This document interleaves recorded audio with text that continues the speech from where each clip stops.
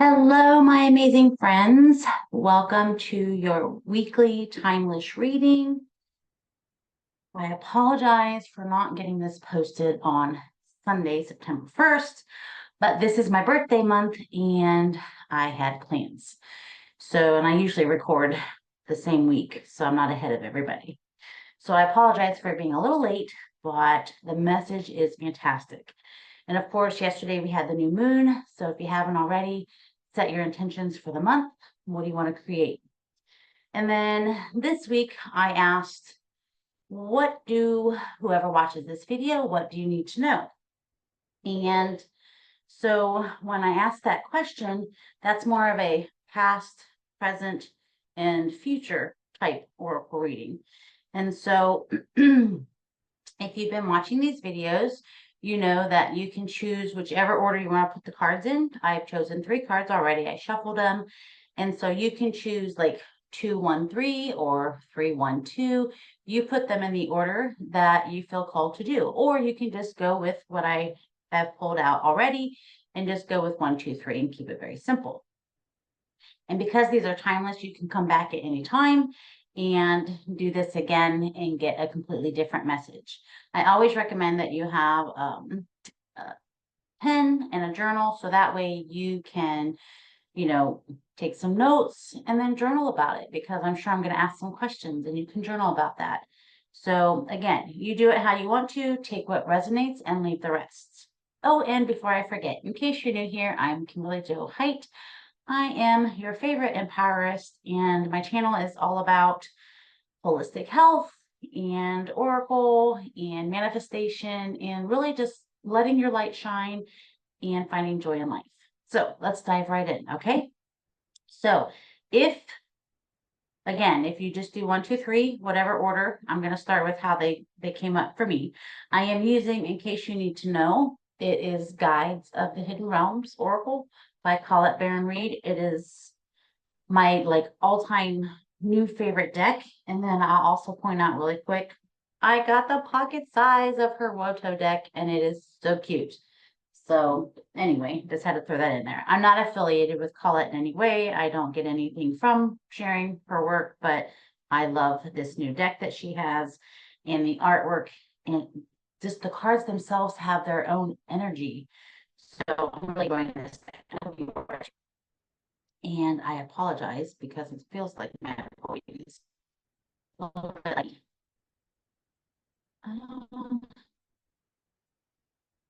right, guys, let me pause this for just a second. Okay, so technology, I can't do anything with it. So if there's a lag there, I apologize. All right, so let's dive right in. The first card is the I always give the number, it's the number 2 for any of you who are into numerology. And so Zenith at the peak. This is kind of like that peak time when it's time to celebrate.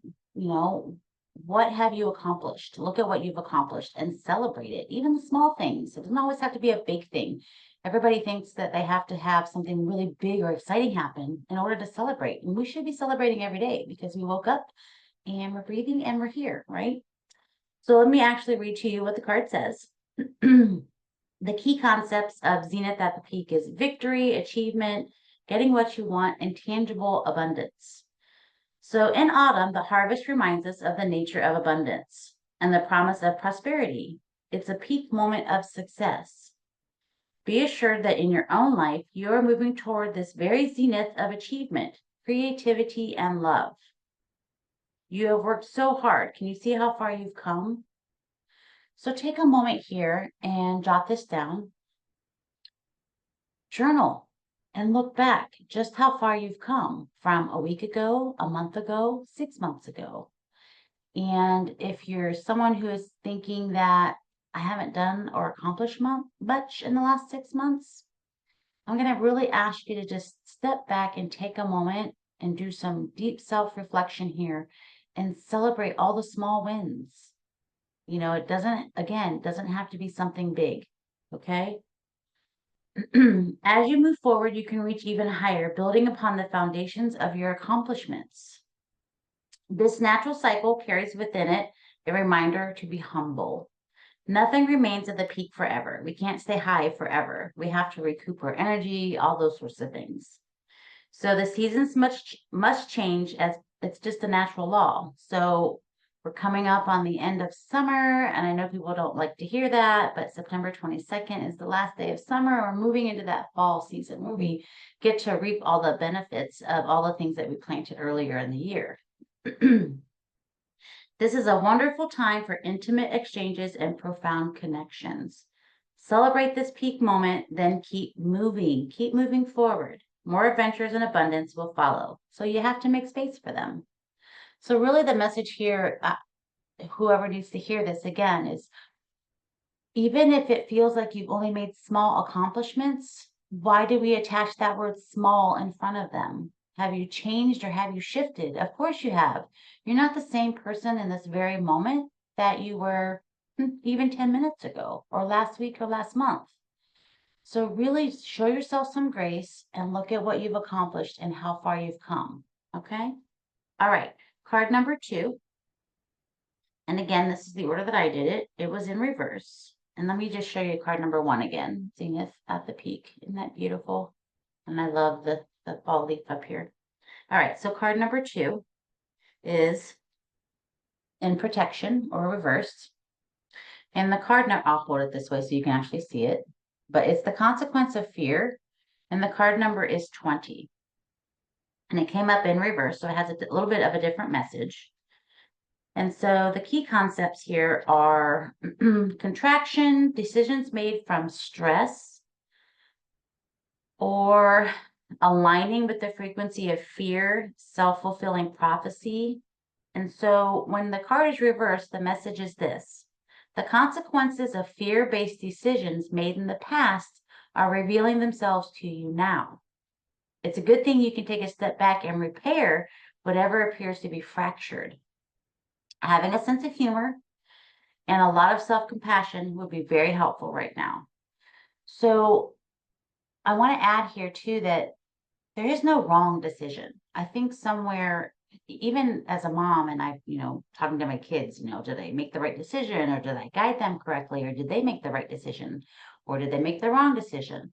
There's no right or wrong decisions. There's just consequences with any decision that we make. And when I say a consequence, it can be a great consequence, or it can be a consequence that maybe we don't want. So now you just recognize that, okay, I made this decision. I was stressed out. Step back, look at it and say, okay, what decision can I make today to move forward or beyond this? Open yourself up for that solution to come in.